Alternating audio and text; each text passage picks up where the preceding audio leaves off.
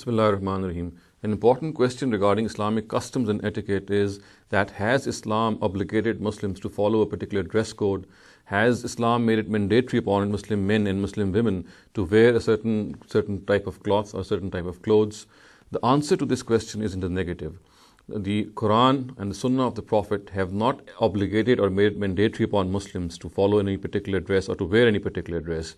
The bottom line that we find in the Quran and the Sunnah is that one has to be modest in one's appearance.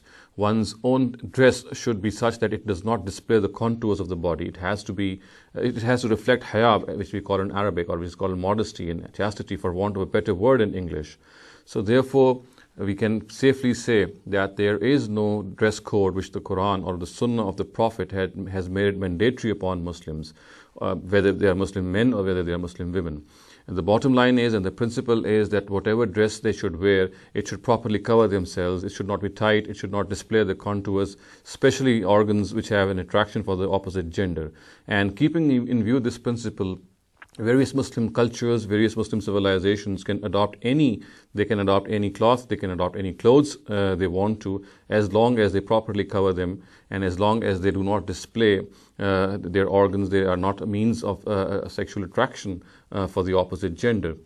Keeping in view this principle, we can safely say that there is no lawmaking in this regard which the Quran or the Sunnah of the Prophet have obligated Muslims to follow.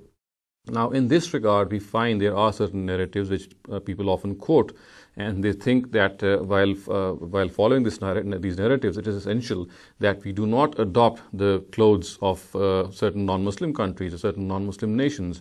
And for this, they often quote the narrative, "Man tashabbaha biqawmin fahuwa minhum," which means that people who adopt the ways and appearances of other nations are like them.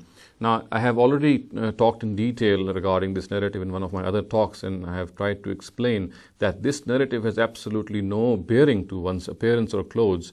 This narrative has a very special background, a very specific background, and in the times of the Prophet, when the final onslaught was near, and the Muslims were told that they must separate themselves, they must isolate themselves from the areas where the idolaters are living, because if the Sahaba or the companions are going to attack these areas, and if they still do not, if these Muslims who are living there, if they still do not come out of those areas, then they shall be regarded as among them. So this is the background of the narrative. "Man tashabbaha biqawmin fahuwa minhum." They shall be regarded as one of the idolaters in these attacks if they do not come out of those areas where they are living. So it is absolutely clear that this narrative has a very specific meaning. It does not relate in any way to one's appearance, or the fact that one should not adopt the appearance of some other nation.